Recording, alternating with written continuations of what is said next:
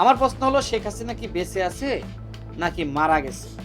Audio বক্তব্য সেখানে দেখানো হয়েছে, এটা কি আসলে শেখ হাসিনার বক্তব্য নাকি এআই বক্তব্য? প্রস্তুত আছি ফাঁসির কাস্টে ঝুলানোর জন্য। ইতিমধ্যে শেখ হাসিনা, স্বৈরাচার শেখ হাসিনা ভারতে বসে যে আস্ফালন দেখেন না আপনারা? সে বলছে ডিসেম্বরে দেশে আসবে। মাননীয় স্বরাষ্ট্রমন্ত্রীর কথা আমার খুব ভালো লেগেছে। তিনি কি বলছেন যে আসলে কি শেখ হাসিনা কথা বলছে, আসলে কি শেখ হাসিনা বক্তব্য দিয়েছে?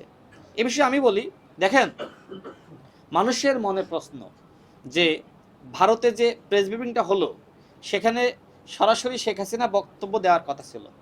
যেহেতু শেখ হাসিনা আসে নাই, সুতরাং যে অডিও বক্তব্য সেখানে দেখানো হয়েছে, এটা কি আসলে শেখ হাসিনার বক্তব্য নাকি এআই বক্তব্য?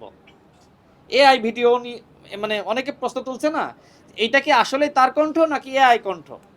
আমার প্রশ্ন হলো, শেখ হাসিনা কি বেঁচে আছে নাকি মারা গেছে? যদি বেঁচে থাকে তাহলে ডিসেম্বর মাসে সে বাংলাদেশে ফিরুক, আমরা তাকে বরণ করে নিতে প্রস্তুত আছি ফাঁসির কাস্টে ঝুলানোর জন্য। কারণ যে গণহত্যা চালিয়েছে, এই গণহত্যার মাপ তো ভাই হইতে পারে না, ক্ষমা চাইলেও মাপ হয় না। তারপরেও যদি অনুতপ্ত বোধের জায়গাটা থাকতো, তাই না? সেখানে সজীবদের জয়, তার কোনো অনুতপ্ত বোধ আছে? সেখানে আরও আওয়ামী লীগের অন্যান্য যারা নেতৃবৃন্দ বক্তব্য রেখেছে, নিষিদ্ধ ঘোষিত আওয়ামী লীগ, কোনো অনুতপ্ত বোধ আছে? কিচ্ছু নাই তো। সুতরাং এদেশের জনগণ কেন আওয়ামী লীগকে ক্ষমা করবে? এই যে আওয়ামী লীগের আস্ফালন, আমি আমাদের অপোজিশনকে বলবো যে আওয়ামী লীগ যাতে এই আস্ফালন না করতে পারে, এই জন্য আপনাদের সহনশীল হতে হবে। আপনারা যে সময় হটকারী হচ্ছেন, প্রতিনিয়ত গণঅভ্যুত্থানের কথা বলছেন, একদিনে পতন ঘটিয়ে দিবেন, নানান কথাবার্তা বলছেন না সরকারের, তো এই সুযোগটা নিয়ে মূলত আওয়ামী লীগ তারা ভাবছে যে এরা তো লাগালাগি করতেছে নিজেরা। সুতরাং মাঝখান দিয়ে যদি আমরা ঢুকে যেতে পারি তাহলে তো একটি বিশৃঙ্খলা সৃষ্টি হবে।